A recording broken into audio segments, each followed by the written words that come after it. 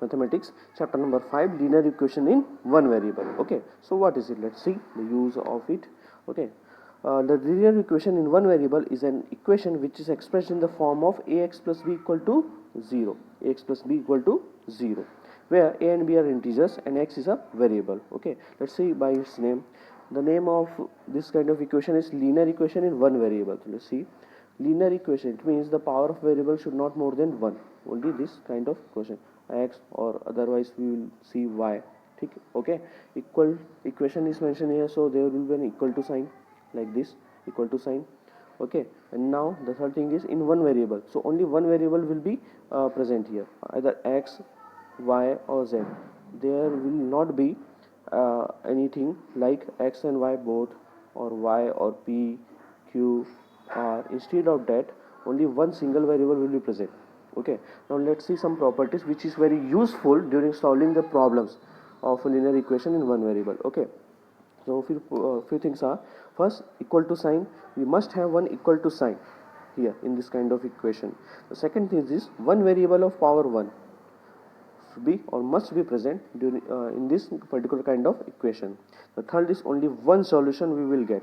See, because only one variable is present here, either x, y or z, so we will get only one solution here, and that particular kind of solution will be in the form of integers or fraction or rational number kind of number. It depends on me, because only a and b are integers.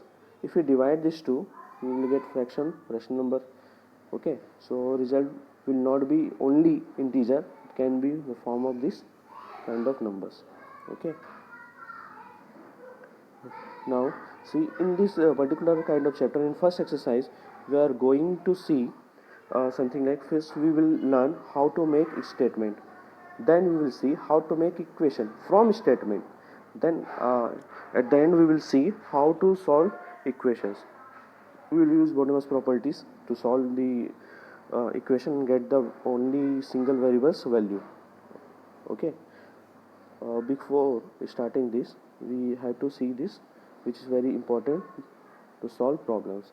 We will see this during the answer questions. Okay, first thing is, when we will see during conversion from mathematics equations to a statement, we will see, if we will see more than or adding this kind of word, we will place plus there. If you will see times or twice, we will multiply, we will place a multiplication symbol there. If you will see ago, subtraction or less than, we will place negative symbol there. And if we will see is equal or gives, we will place equal to sign there, or for division sign will be there. Okay, now this is some properties of equations. As we all know, this is the structure of equation, or we can see that if 5x equal to 5 is a equation, this is the left hand side, this is right hand side, and this is a equal to sign. This must have for an equation. Okay, so for this kind of equation, the structure must be same, like left hand side is equal to right hand side. Okay, and one more thing is that for a equal to b, if both sides are equal, then if we will add a particular number both sides, like here you can see we are adding c both sides, this will be equal. If we subtract a particular number both the side, it will be always equal.